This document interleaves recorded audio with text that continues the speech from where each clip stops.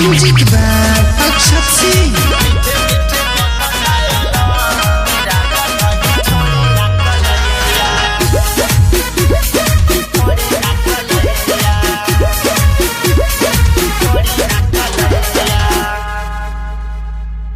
दिया बुता के सुता के सटा के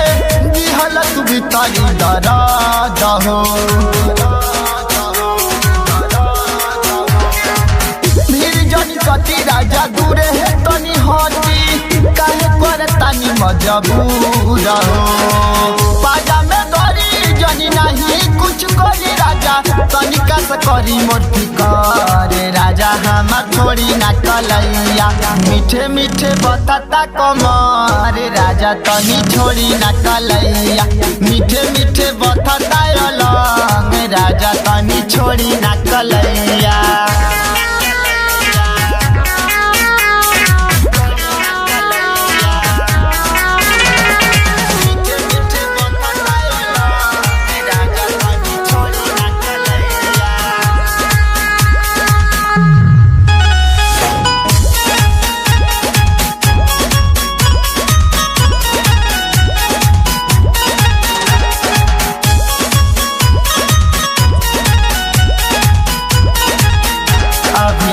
बानी कनिया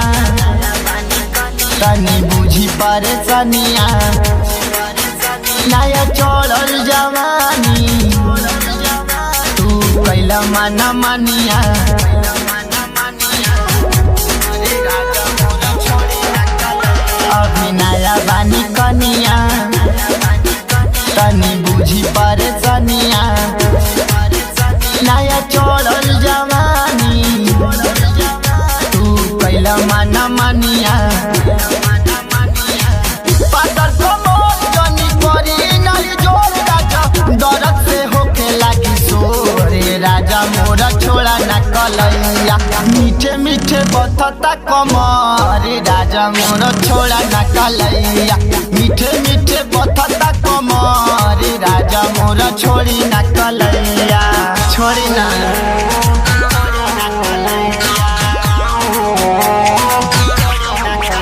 Music by Akshat Singh.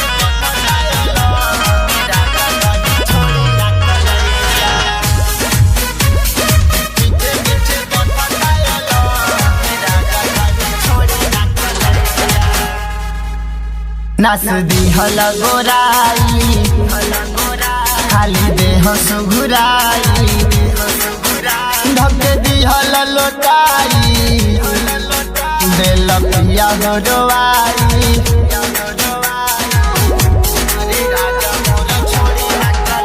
नस दिहल गोराई खाली देह सुघुराई ढक दिहल लोटाई दिल पिया हो डोवाई धरी जनी कोन राजा होई जाई बोल नहीं पहिरे के बाटे ना सहूर राजा तनी छोड़ी ना कलैया मीठे मीठे बताता कमर राजा तनी छोड़ी ना कलैया मीठे मीठे बताता अलंग राजा तनी छोड़ी ना कलैया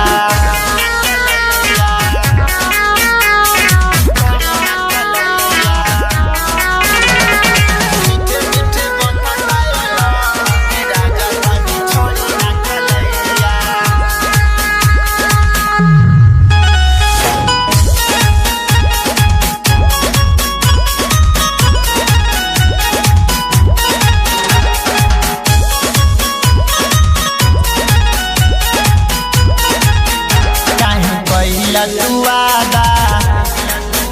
कुछ दिहल न राजा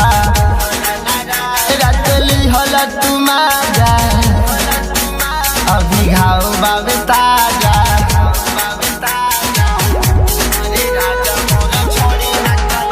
काहे कैल तुआदा